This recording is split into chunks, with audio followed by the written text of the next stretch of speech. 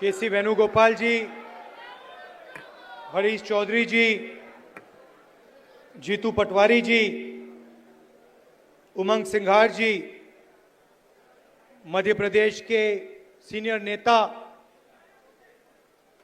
District block president,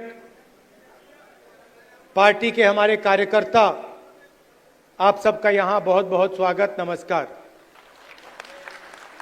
आपका mood कैसा है? ठीक है?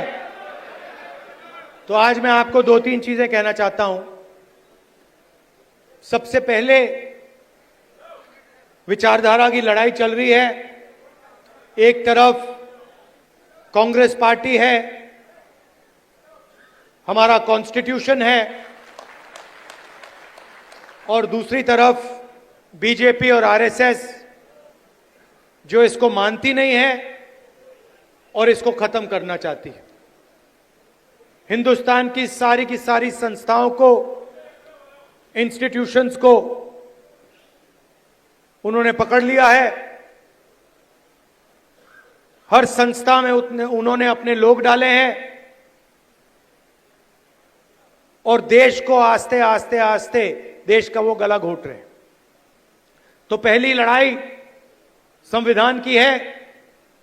एक तरफ हम कांग्रेस पार्टी, हमारी विचारधारा, और दूसरी तरफ आरएसएस जो संविधान के खिलाफ खड़े हैं।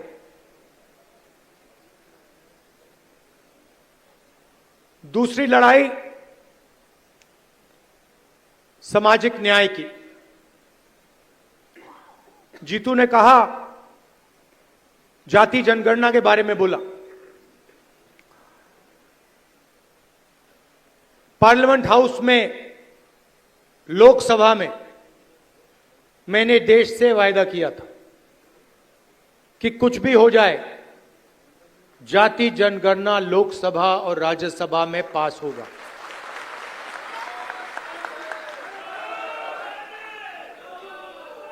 ये बीजेपी आरएसएस वालों को अब मैं अच्छी तरह जानता हूं।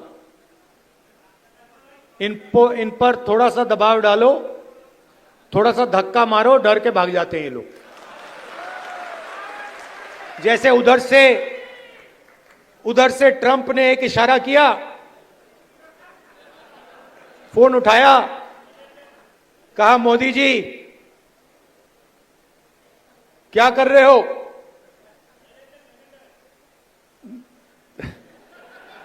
नरेंद्र सरेंडर, और जी हजूर करके नरेंद्र मोदी जी ने ट्रंप के इशारे का पालन किया। आपको एक समय याद होगा जब फोन कॉल नहीं आया था, 7th फ्लीट आई थी, 71 की लड़ाई में 7th फ्लीट आई थी, हथियार आए थे, एयरक्राफ्ट कैरियर आया था। इंदिरा गांधी जी ने कहा, मुझे कुछ जो करना है मैं करूंगी।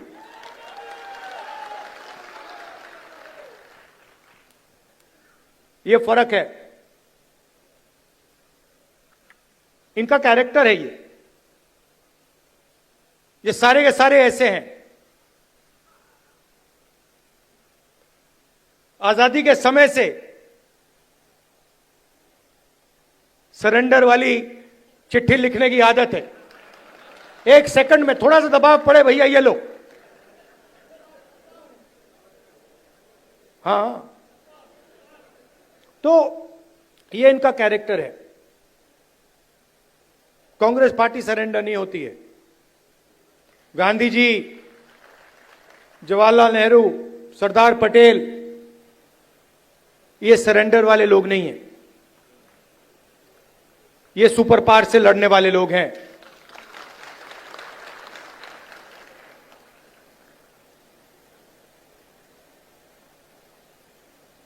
तो जाति जनगणना की बात मैंने कहा, देखिए आपको जो करना है करो। हम सामाजिक न्याय की लड़ाई लड़ेंगे और जाति जनगणना को हम लोकसभा में पास करेंगे। मोदी जी पहले कहते थे कोई जात नहीं है, फिर सिर्फ 4 जात हैं, चुनाव के समय वो ओबीसी बन जाते हैं। गडकरी जी ने कहा, मोहन भगवत ने बयान दिए,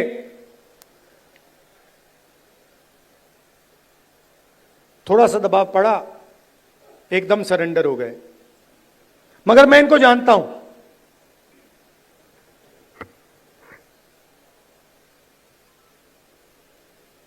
जैसे इन्होंने महिला आरक्षण का काम किया था, वो 10 साल बाद वाला, यहां भी वही कोशिश है इनकी। ये करना नहीं चाहते हैं, ये दबाव में आकर बोल गए हैं, मगर ये करना नहीं चाहते हैं, क्योंकि ये इस देश में न्याय नहीं चाहते हैं। ये अंबानी अदानी वाला देश चाहते हैं, अरबपतियों वाला देश चाहते हैं, सामाजिक न्याय वाला देश नहीं चाहते हैं। मैं आपको तेलंगाना की बात करना चाहता हूं। 2 मॉडल हैं जाति जनगणना के, एक तेलंगाना का मॉडल और दूसरा बीजेपी का बिहार का मॉडल, और जो उनकी सोच का मॉडल है।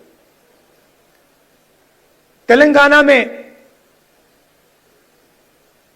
जाति जनगणना कैसे हुआ मैं आपको बताना चाहता हूं।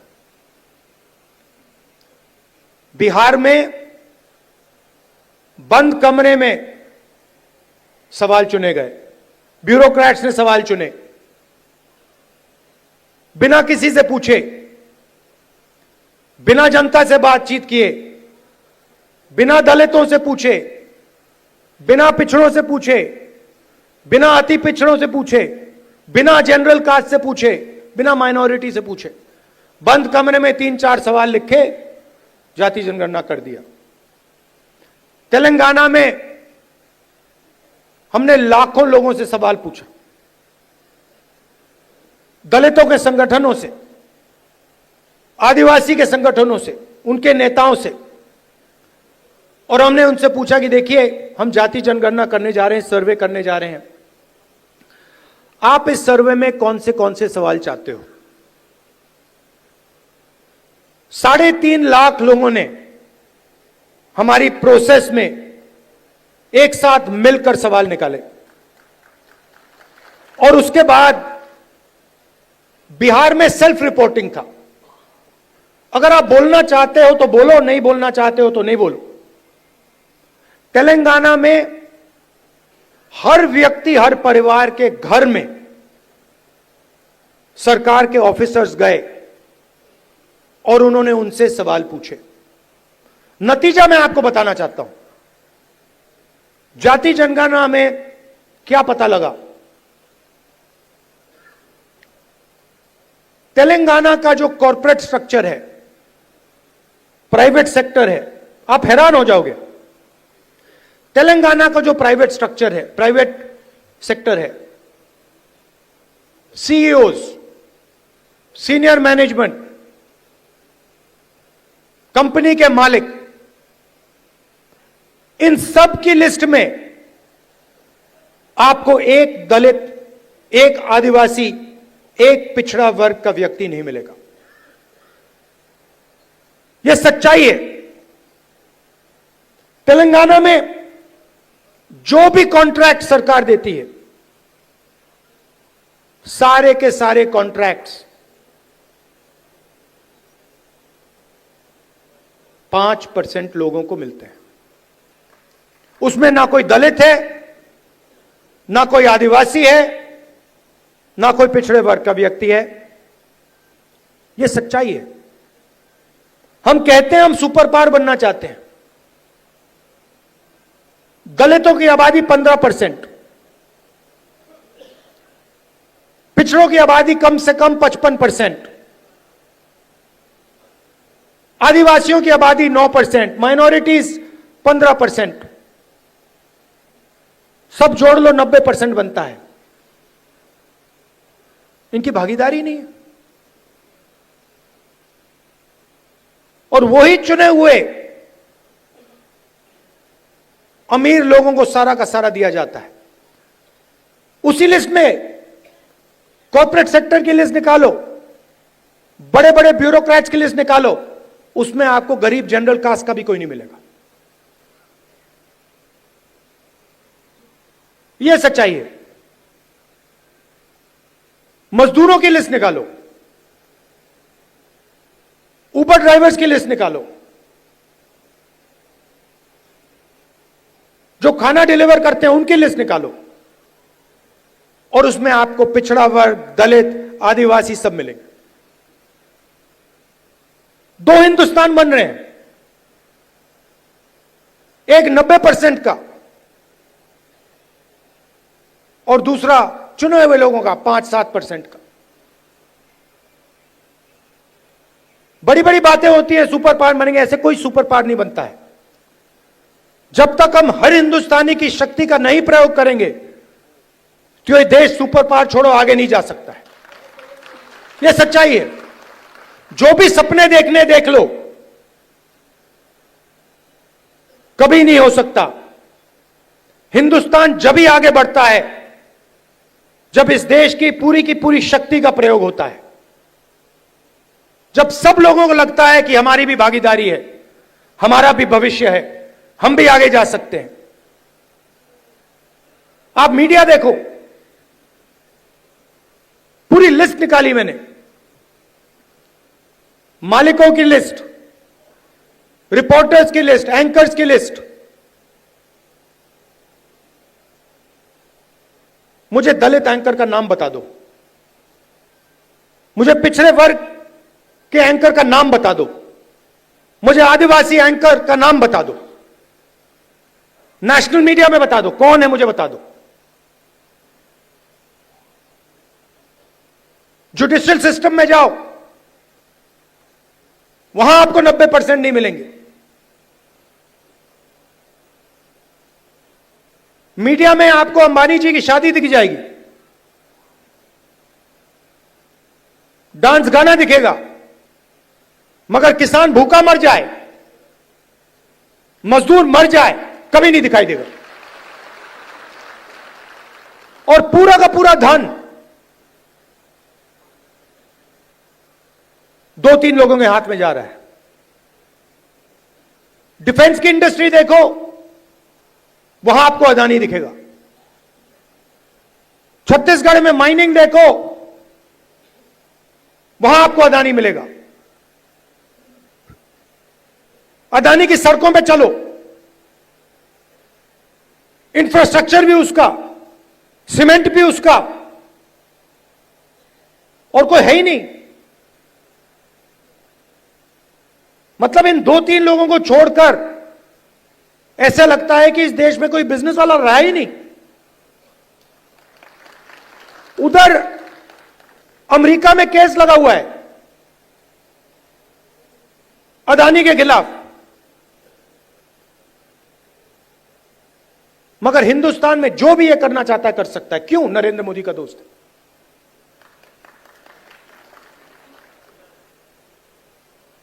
तो हो क्या रहा है? 90% को परे कर दिया,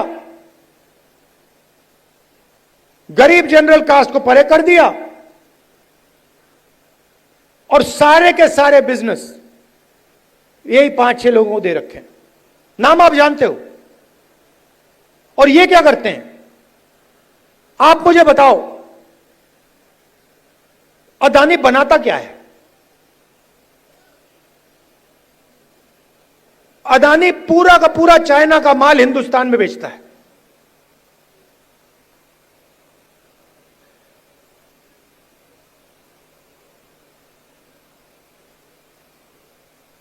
तो अदानी पैसे बनाता है,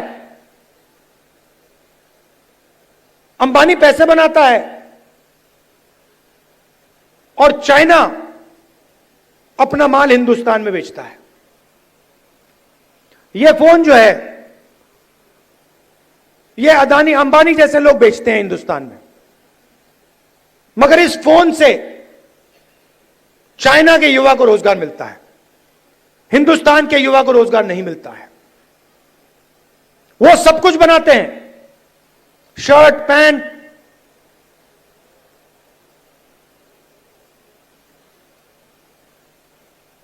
मोबाइल फोन, सोलर पैनल, और यहां पे बेरोजगारी फैलती जा रही है, फैलती जा रही है।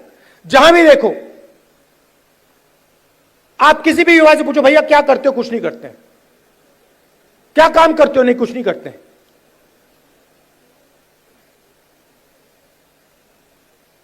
यह हिंदुस्तान की सच्चाई है और इससे छुपा नहीं जा सकता, चाहे मीडिया कुछ भी कहे। देश की सच्चाई है कि इस देश के युवाओं को रोजगार नहीं मिल सकता और इस देश के युवाओं का कोई भविष्य नहीं है। अगर आपको बिजनेस चलाना है हिंदुस्तान में, या आपका नाम अदानी हो या अंबानी हो, नहीं तो आपके लिए डिमोनेटाइजेशन, गलत जीएसटी,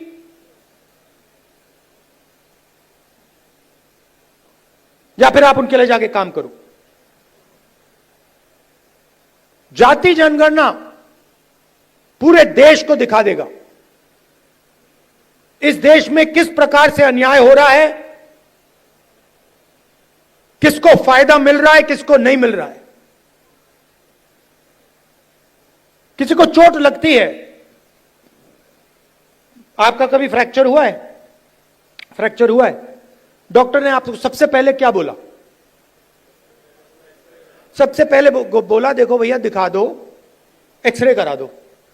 आपने उनसे कहा नहीं मैं नहीं कराऊंगा एक्सरे। अगर आप कहते मैं नहीं कराऊंगा तो डॉक्टर आपको क्या कहता? फोर्स करता। और अगर तब भी नहीं करते तो फिर लंगड़ाते हुए चलते रहते, और डॉक्टर कहता यार ये तो मतलब पागल है ना। तो मैं यही कह रहा हूं, पूरा देश जानता है कि दलितों को, पिछड़ों को, गरीब जनरल कास्ट को जबरदस्त चोट लग रही है। मैं सिर्फ कह रहा हूं देखो भैया एक्सरे करा लो, देख लेते हैं कि है क्या। शायद पता लगे कि कोई प्रॉब्लम ही नहीं है। शायद जाति जनगणना के बाद पता लगे कि कोई प्रॉब्लम ही नहीं है, सब कुछ ठीक है। कॉर्पोरेट सेक्टर में हर वर्ग के लोग हैं, जुडिशरी में हर वर्ग के लोग हैं, कोई प्रॉब्लम नहीं है, ठीक है। मगर अगर एक्सरे से पता लगा कि टांग टूटी हुई है तो कुछ ना कुछ तो करना पड़ेगा ना। तो इसीलिए बीजेपी नहीं चाहती, क्योंकि अगर जाति जनगणना हो गया तो ये इनका जो अदानी अंबानी वाला मॉडल है ये वहीं खत्म हो जाएगा, क्योंकि देश को पता लग जाएगा कि 90% को कोई फायदा नहीं हो रहा है, ये 5-10% को सारा का सारा हिंदुस्तान का धन जा रहा है और जनता अपने आप खड़े होकर उसको रोक देगी।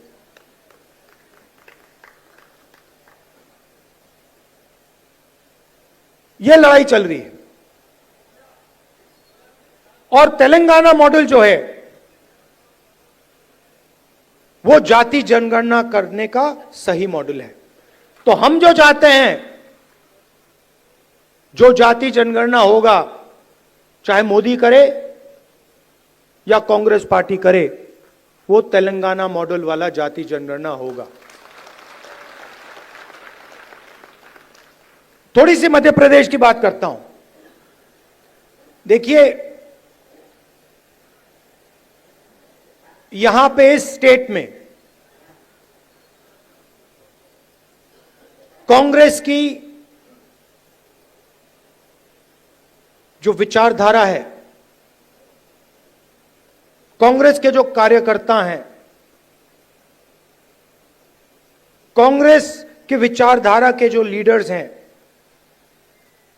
उनकी कोई कमी नहीं है। यह भरा पड़ा हुआ है। इसी कमरे में बीजेपी को हराने का टैलेंट बैठा हुआ है।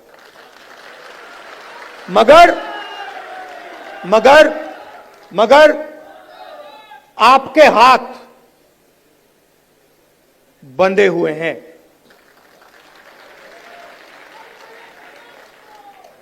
बंधे क्यों हैं?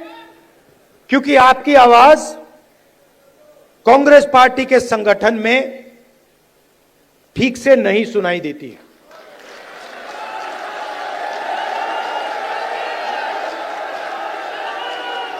ये हमारी सेना है, ये लड़ने के लिए तैयार है, ये मरने के लिए तैयार है। बीच में 2-3 लोग उल्टे सीधे बयान देते रहते हैं।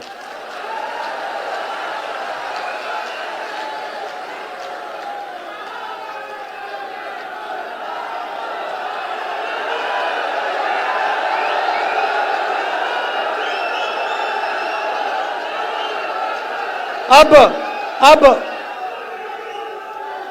कोई ऐसे लोग हैं जो फ्रस्ट्रेशन में दे देते हैं, कोई ऐसे लोग हैं जो थोड़ा बीजेपी का भी काम कर लेते हैं, और हमें कहीं ना कहीं से तो शुरुआत करनी होगी। तो वर्किंग कमेटी ने निर्णय लिया है कि शुरुआत डिस्ट्रिक्ट और डिस्ट्रिक्ट प्रेसिडेंट के पोस्ट से होगी, और वहां से, उस शुरुआत से हम पार्टी को मध्य प्रदेश में, गुजरात में, बाकी प्रदेशों में खड़ा करेंगे। अब यहां पे डिस्ट्रिक्ट प्रेसिडेंट आए हैं, और आप में से ऐसे लोग होंगे जो पूरी शक्ति के साथ, दिल के साथ कांग्रेस पार्टी के लिए काम करते हैं, और ऐसे भी लोग होंगे जो थोड़ा थक गए हैं या जिनका मूड ठीक नहीं है, जो ज्यादा टेंशन लिए हैं। अब रेस के घोड़े और बारात के घोड़े को अलग तो करना ही पड़ेगा, और पहले मैं कहता था 2 टाइप के हैं। एक रेस का घोड़ा है, कांग्रेस पार्टी कभी कभी रेस के घोड़े को बारात में भेज देती है, ये कमलनाथ ने कहा है, और कभी कभी बारात के घोड़े को रेस की लाइन में खड़ा कर देती है, उसको पीछे से वो एक चाबुक पड़ता है, वो वहीं बैठ जाता है। मगर एक तीसरी कैटेगरी है, एक हुआ बारात का, दूसरा हुआ रेस का, एक तीसरा भी होता है। कौन सा होता है? लंगड़ा घोड़ा। तो ये छांटना है हमें, लंगड़ा कौन सा है, रेस का कौन सा है, बारात का कौन सा है। बारात वाले को बारात में भेजना है, रेस वाले को रेस में डालना है, और लंगड़े वाले को रिटायर करना है कि भैया ये लो, थोड़ी सी घास चरो, घास खाओ, घास चढ़ो, पानी पियो, रिलैक्स करो, बाकी लोगों को तंग मत करो, बाकी घोड़ों को डिस्टर्ब मत करो, नहीं तो फिर कार्रवाई करनी पड़ेगी। जो लंगड़ा घोड़ा होता है, अगर वो डिस्टर्ब करता है तो उसके साथ क्या होता है जानते हो? वो मैं नहीं कहूंगा। तो ये बदलाव लाना है। गुजरात में हमने नए डिस्ट्रिक्ट प्रेसिडेंट्स चुने, दिल्ली से ऑब्जर्वर आए, एआईसीसी से ऑब्जर्वर आए, गुजरात के नेताओं के साथ वो हर डिस्ट्रिक्ट में गए, और उन्होंने कार्यकर्ताओं से बात की, लोगों से बात की, नेताओं से बात की, जिनको कांग्रेस पार्टी में सीनियर लीडर कहा जाता है, उनसे भी बात की, और नाम चुनकर उन्होंने दिल्ली भेजे। मैं 2 लिस्ट देख रहा था, पुराने डिस्ट्रिक्ट प्रेसिडेंट्स, और मैं ये नहीं कह रहा हूं कि उसमें अच्छे लोग नहीं थे, और उनको फिर से डिस्ट्रिक्ट प्रेसिडेंट बनाया जा सकता है। तो हम किसी को कैंसिल नहीं कर रहे हैं। अगर आप अच्छा काम कर रहे हो, जो यहां डिस्ट्रिक्ट प्रेसिडेंट बैठे हैं, अगर आप अच्छा काम कर रहे हो, आपको कोई घबराने की जरूरत नहीं। मैंने वो 2 लिस्ट देखी, जमीन आसमान का फर्क है। एक लिस्ट कहना नहीं चाहिए, मगर सीनियर नेता के असिस्टेंट,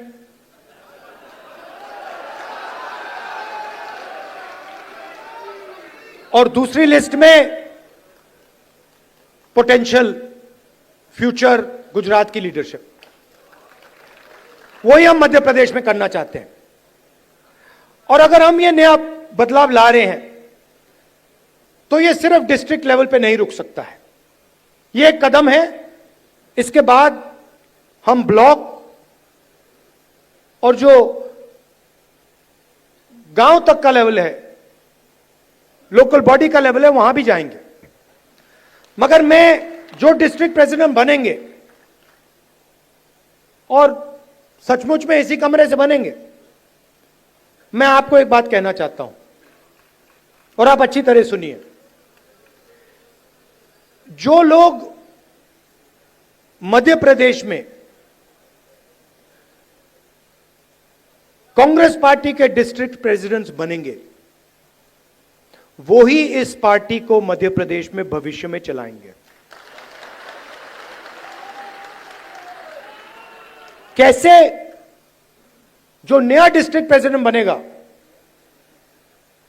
वो पुराना डिस्ट्रिक्ट प्रेसिडेंट जैसा नहीं होगा। फर्क क्या होगा मैं आपको सिंपल तरीके से बता दूंगा। नए डिस्ट्रिक्ट प्रेसिडेंट को हम ऑब्जेक्टिव तरीके से नापेंगे। वोट बढ़ रहे हैं, हां या ना? लोकल बॉडी के चुनाव में, एमएलए के चुनाव में, एमपी के चुनाव में वोट बढ़े या घटे, हां या ना? दूसरा, डिस्ट्रिक्ट में जब कांग्रेस पार्टी की विचारधारा पर आक्रमण होता है, किसी दलित को, आदिवासी को, पिछड़े वर्ग को, गरीब जनरल कास्ट को, महिला को मारा जाता है, पीटा जाता है, दबाया जाता है, माइनॉरिटी को मारा जाता है, पीटा जाता है, दबाया जाता है, कांग्रेस पार्टी क्या वहां खड़ी मिली या नहीं मिली? और तीसरा, न्यू जनरेशन लीडरशिप, चाहे वो पार्टी के अंदर हो या पार्टी के बाहर, क्या उन लोगों को डिस्ट्रिक्ट में बढ़ावा दिया जा रहा है? क्या डिस्ट्रिक्ट प्रेसिडेंट और वर्कर के बीच में अच्छा संबंध है? क्या डिस्ट्रिक्ट प्रेसिडेंट सबको एक साथ लेकर आगे चल रहा है या अपनी ही राजनीति कर रहा है? ये उसकी जिम्मेदारियां हैं। मगर जिम्मेदारी बिना पावर नहीं दी जा सकती है। मैंने आपको जिम्मेदारी दे दी, मैंने आपको माइक दे दिया, और ये जो कांग्रेस पार्टी में हम करते रहते हैं, इसका कोई मतलब नहीं। तो अगर हम आपको माइक दे रहे हैं तो उसमें कम से कम 440 का करंट होना चाहिए। और 440 का करंट हम कैसे देंगे? जो हमारा डिस्ट्रिक्ट प्रेसिडेंट होगा उसकी आवाज लोकल बॉडी के कैंडिडेट्स को चुनने में, एमएलए के कैंडिडेट्स को चुनने में और लोकसभा के कैंडिडेट को चुनने में सुनाई देगी। अगर कोई सोचता है कि वो डिस्ट्रिक्ट प्रेसिडेंट को अलग कर दे और वो कांग्रेस पार्टी में आगे बढ़ेगा, तो वो आज के बाद गलतफहमी में है। तो हम 55 लीडर चाहते हैं मध्य प्रदेश के लिए, मध्य प्रदेश के भविष्य के लिए हम 55 लीडर को चुनना चाहते हैं। ये हमारे ऑब्जर्वर्स का काम है। और उसके बाद जैसे मैंने कहा, ब्लॉक का काम शुरू होगा, पंचायत लेवल का काम होगा, वार्ड लेवल का काम शुरू होगा। मगर ये एक बहुत गहरा कदम लिया जा रहा है। मैं जानता हूं कि आप लोग कांग्रेस पार्टी को आगे बढ़ाना चाहते हो। और मैं जानता हूं कि आपको कितना फ्रस्ट्रेट किया जाता है।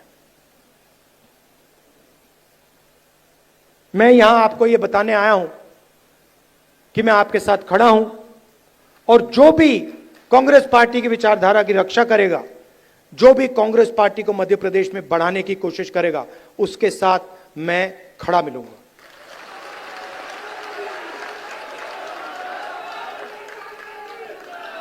मध्य प्रदेश में कांग्रेस पार्टी की कोई कमी नहीं है। मैं आपको बता रहा हूं, आप मानो ना मानो, मैं आपको बता रहा हूं, जिस दिन आपने मन बना लिया, सिर्फ इस कमरे ने और किसी ने नहीं, जिस दिन इस कमरे में 20% लोगों ने मन बना लिया कि यार बीजेपी को उधेड़ के फेंकना है, उस दिन बीजेपी का आप परे कर दोगे। मेरी जितनी भी जरूरत होगी, जहां भी आप मुझे ले जाना चाहते हो, आप मुझे बुलाओ, मैं हाजिर हो जाऊंगा। आप सबका दिल से बहुत बहुत धन्यवाद। नमस्कार, जय हिंद। अच्छा, आखिरी बात भूल गया मैं, सबसे जरूरी बात, कांग्रेस पार्टी में डिस्ट्रिक्ट प्रेसिडेंट के लिए कांग्रेस प्रेसिडेंट का मेरा वेणुगोपाल जी का दरवाजा 100% खुला मिलेगा। धन्यवाद, जय हिंद। राहुल गांधी जी ने जो